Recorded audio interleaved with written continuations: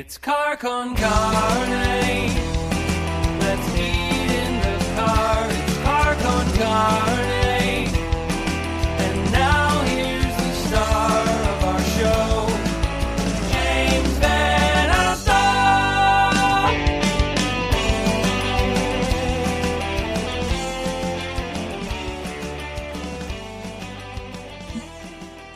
And welcome to Car Con Carne. I'm James Van Alstyne. Back in the home office. Here's the thing. Earlier on Monday, Car Con Carne back in the car. I was there with John San Juan of Hush Drops. We ate food at the Village Inn Pizzeria in Skokie, a lovely place. And moving forward, from this point forward, at least once a week, I'll be back in the car because it is Car Con Carne, and I'll be sitting with vaccinated guests as we eat delicious food all around the city and suburbs. That is the plan. So before I bring on tonight's guests who are waiting patiently in the wings, I just wanted to mention what has to be the most radio story in recent memory. Now, I left radio this summer. I changed careers, changed industries. What you're listening to, what you're watching right here, this is what radio is in 2021, in the 21st century. There are no playlists of high rotating record company priorities, like 20 songs on high rotation. Podcasts don't trade promotional appearances or performances for overnight payola spins. Podcasting rules. I've been doing this one for 683 episodes as of right now. But this radio story, it's the most radio story, I swear. So back in September 27th, 2021, Robert Feeder, the long-running Chicago media journalist, Sun-Times, Daily Herald, published the story with the headline, WTMX morning star Eric Ferguson sued for unwelcome sexual relationship. So a lot of us at that moment had the question running through our head, oh my God, what happens next to the mix, to WTMX? What's going to become of this radio station? Well, earlier today, WTMX, the Mix, won the National Association of Broadcasters' highest honor, Marconi Award for the Adult Contemporary Station of the Year, the AC Station of the Year, as awarded by the NAB. Congratulations, WTMX. I know people who work for the station. I realize they're left to carry the mess, but wow, the optics of this winner are they're tragically comic. So that aside, if you're watching this on Facebook or YouTube, you may notice I'm using a new microphone. This is very exciting. This is one of the biggest changes to happen to Car Con Carne in its near 8-year history. This is the MV7X podcast microphone from Shure. I'm loving it. I hope I sound good. I should probably ask my guests if I sound good, but they're going to lie. They're going to tell me I sound good no matter what, because they're kind, loving souls. Here it is. It is Miirrors joining me. It's 2 eyes, 2 R's.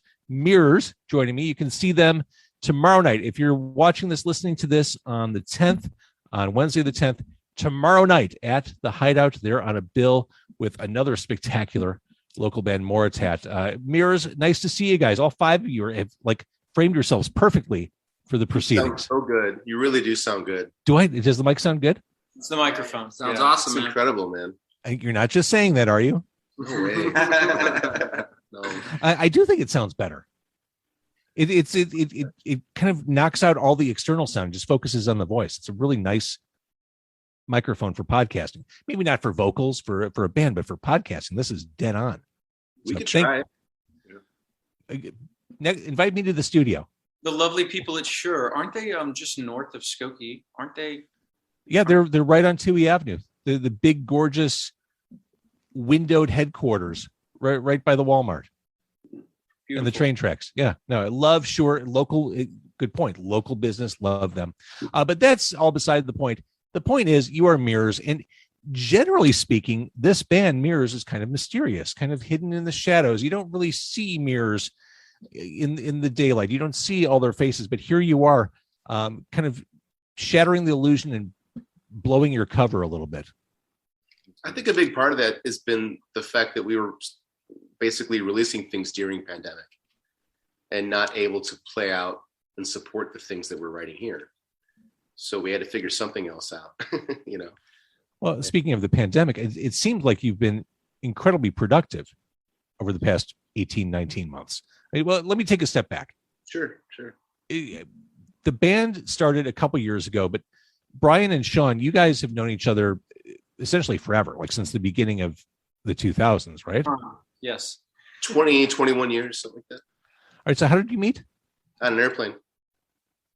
Like an accidental brush with one another? Did you recognize each other? Yeah, I think I was sitting, behind Sean, and I was super jazzed about Miirrors. I had just discovered Miirrors, and I was listening to them, and if I'm not mistaken, my Discman. And Awesome. I was my Sony Discman. I was super jazzed about this band, and the plane was relatively empty. And there's this guy sitting in front of me who looks like he's probably a musician. So I tapped him on the shoulder and asked him if he'd heard of Miirrors, and then we became friends. It was pretty quick. That's amazing. I think the most impressive part is just how outgoing and social you are. That's all on Brian. And surprisingly, I'm the one that's usually a little more outspoken. But the first thing that I ever heard his voice was, "Hey, listen to this," or "Hey, no, it was, hey man, listen to this." And then I heard about his band, so I went home. I think he was going to Atlanta or something, and I was going to Atlanta for something else for music.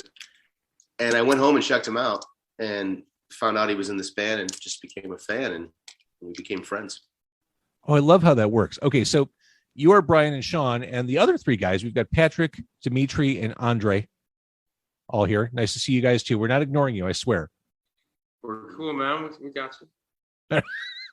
So let's go back to the productive pandemic, because you did do a slow drip of singles during the pandemic, excellent songs, but now you're ready. Like as we're heading into a new year, there's an album ready to go. Like you've got enough content to put something big and official out. What's the plan for that? Will be called Motion Picture, and we'll be out in the spring. We'd like to play as many shows as we can around that time of release to support it. And that doesn't mean that they all take place in Chicago. But I think right now we want to finish preparing that. I think that we want to start just playing out, man. We've been waiting to play out for a long time. So we got to play a show last month at Chop Shop. Hideout tomorrow. How did that feel? Because I was going to mention the Chop Shop show. I mean, because as you were sitting in quarantine writing songs, were you kind of wondering, well, will people be there for us when we come out of this? Will shit be the same? Were you wondering that? It was really fun. I mean, the event was it was unconventional. It was a fundraiser, so it wasn't like it was advertised heavily for our fans. It was an opportunity. I look at it as an opportunity to play our music for strangers and to do kind of a warm up, like a full production rehearsal. It was super fun. The crowd wasn't our crowd necessarily that showed up, but we made some fans, and I think that pretty much right off the bat, heads were turning, people were dancing. Oh, what's this? And that was really it put some gas in the tank for us, I think, on the stage. It was inspiring. It was encouraging. It's interesting. I went to my first packed club show since everything happened. Where was it? My Bottom Lounge. Okay. So I've been to other shows, but this was my first packed club show, and it was this past weekend, and it felt weird at first. Yeah. I'm like, this all is familiar. I get how to do this, but it feels weird.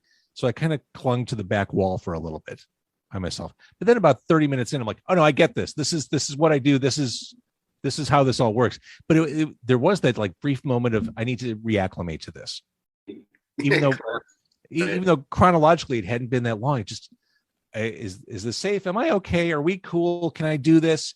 Yes. How many people behind you? How many people? I was holding up the wall. I was next to I was stage right by the soundboard in the wall. Were there others joining you because they were feeling the same way? There were a few couples actually. Okay. And I got to say that back corner wall of Bottom Lounge, not at all comfortable. There's a little ledge there. There's no way to like stand against it without the ledge pressing up against your back. You can't rest your elbow on it. I finally realized, well, this isn't comfortable and I should be closer up. So that was what I did.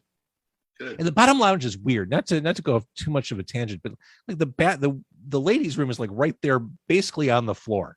It's cavernous, but then it's a weird layout. I know what you mean. Yeah. It's a weird layout. It's not a weird layout. The Hideout, where you're going to play tomorrow night on the 11th. That band Moritat, they're awesome too.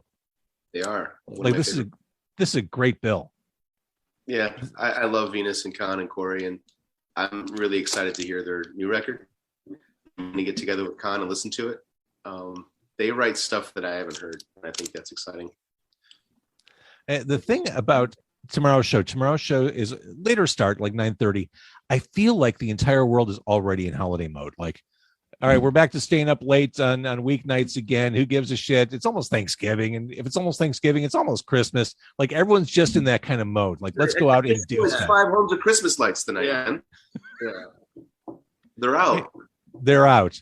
So that's happening at Hideout. Love the Hideout. A great venue to support. Love Tim and Katie. I love that room. It's such a wonderful spot.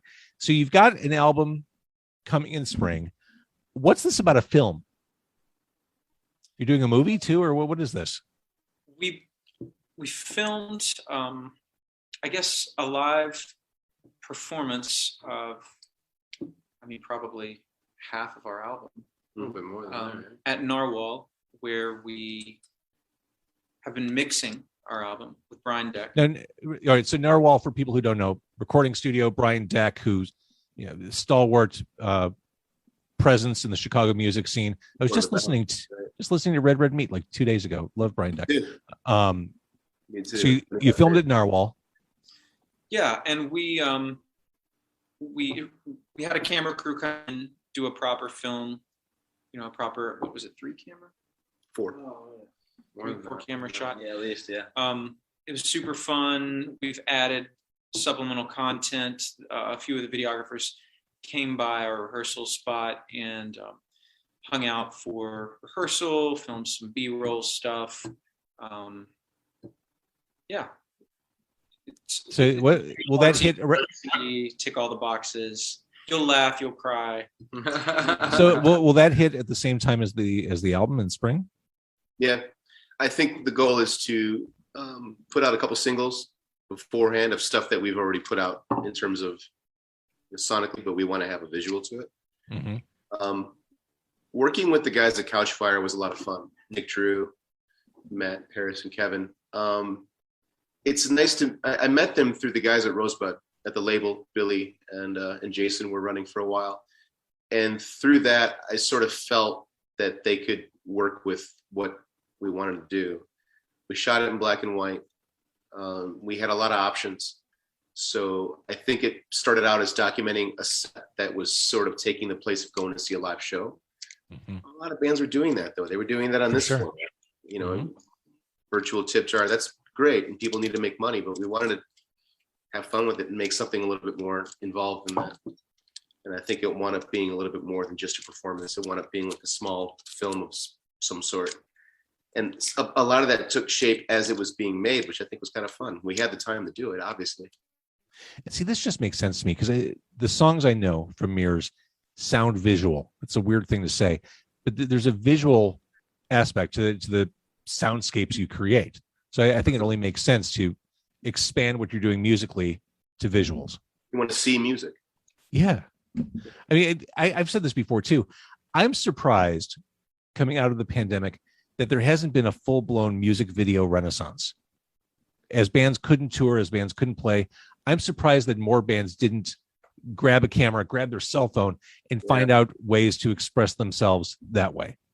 A lot of them were your live streaming, like kind of how we are right now. A lot of people were live and playing for whoever would hop on their page and watch them because that was the only shows they could do safely.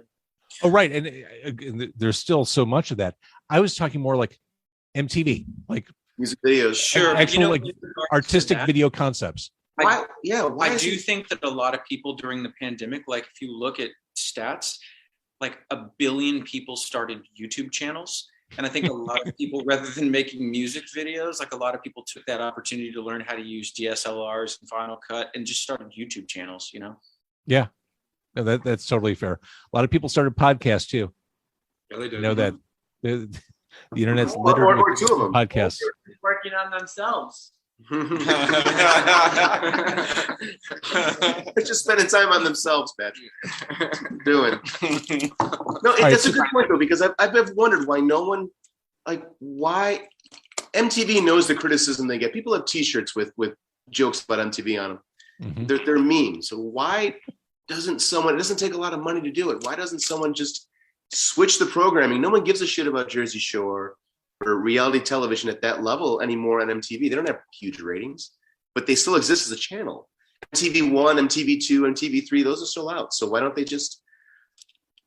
I constantly come back to the idea or the topic of curation. It's really hard to find curators of music, even though ironically everything you could ever want is available in some way, shape, or form on the internet. Everyone calls themselves a curator too, Right. It's so hard to identify 2 or 3 curators you can trust. I don't necessarily trust my Spotify algorithm when they bubble up stuff to me. There is something to be said for a more human touch, and like a video channel would be awesome. Like a live streaming 24/7, all music videos. I'm sold. I'm there. Instead of trying to find stuff on YouTube, tell me what I should be watching. Point me in the right direction. Do specialty shows. Yeah, I missed that. That's a good point. I wonder why there aren't more music videos. Maybe it's just because the Netflix series has taken the attention space of where music video of the space that music videos would fill. Oh, People for don't sure. have time, and they go There are too home many and platforms. Way too many platforms right now. I mean, as it stands, I subscribe to HBO, Shudder, Netflix, Disney Plus, Hulu. only because I want to Hulu. I want to see Shang-Chi on Friday on Amazon Prime. Yeah, I mean, Do you think this is what I've been thinking for a while? All these little places are starting their own apps and streaming services. I feel like it's all going to go back full circle. Someone's going to aggregate all of those again and then give them to you at a premium price. It's going to be like cable all over. It's going to be cable all over again. sure. Oh yeah, when I hear about new stuff coming to Peacock and Paramount Plus, I'm like, that's sweet, but I can't. I'm done. I'm tapped out. There's no more room for platforms. I'm sorry, I'm out. time. Yeah. Good luck with your new Star Trek series. I can't do it. Sorry. You know what though? Like Rick and Morty is so great that it like commands a rabid fan base, right? And maybe people just aren't making interesting enough music videos to make you look. Yeah. I mean, when I said I was surprised that more or that there wasn't a video renaissance during the pandemic, I also recognized the fact that the pandemic was paralytic to a lot of creatives. I mean, it was hard for a lot of people to think around it, and they couldn't create. I mean, it was, for a lot of people, it was survival mode. Like, oh my God, I just need to make it through the day and not completely freak out and lose my shit. And I get that too. And a lot of creatives were hit by that, and they couldn't think like that. But that said, I'm surprised there isn't more. Also, TikTok. Oh. Fair. I mean, is that the answer? Is that the new video channel, basically? Yes. That's a great point. Yeah, I didn't think about that. In fact, I think we're going to be on it. You should, right? I mean, Yep. It's tough when you're a musician thinking of a digital strategy, because you kind of want to be everywhere, but no artist is awesome on every platform. Like, you kind of have to pick and choose where you're going to conquer and be great. Sure. Yeah, because some artists are fantastic on Twitter. Others don't even understand how to write in 240 characters or less. Or spell. Or spell. Oh, I think we learned during the pandemic, as we all spent more time on our phones, there's a lot of really terrible spelling out in the universe. Correct. The thing that bums me out is how many memes are shared with incorrect spelling or bad grammar. That's what makes it funny to me. Yeah. Especially when they're like, sometimes when they're on wrong. Makes it good. I think it's on purpose. Makes it good. Like, stop passing this around. That you're not helping. It's bringing everything down. It's idiocracy. All right. Miirrors tomorrow night. If you're watching this or listening to this on the 10th of November, tomorrow night's the night. It is Miirrors. It is Moritat at the Hideout. Miirrors, as they are ready to put out new music that you can have and hold and stream early next year. You can watch them play. I think your band sounds awesome, and I feel like, I know it's been a weird 2 years for you. I think things are going to really start falling into place for you guys. I love what you're doing. I really hope so, and I look forward to sending you more music. Also, I want to make a point. Our friend Quinn Kirshner, who you may know, he's one of my favorite drummers in the city of Chicago and beyond. He is also going to be playing vinyl records before and between and after, so I think it's worth showing up because each time he spins, it's interesting. He doesn't just play records; he has a thing going on. That's pretty cool. It's a show, start to finish. It is a show you're going to tomorrow at the Hideout. Sword swallowing, bearded woman. Correct. All of it. Count me in. Yep. All right, I'm going to stop the stream. Something. What's it? Stay right there, Miirrors. I'm going to stop the stream, but thank you for doing this. Thank you. Thank you. Thank you, James.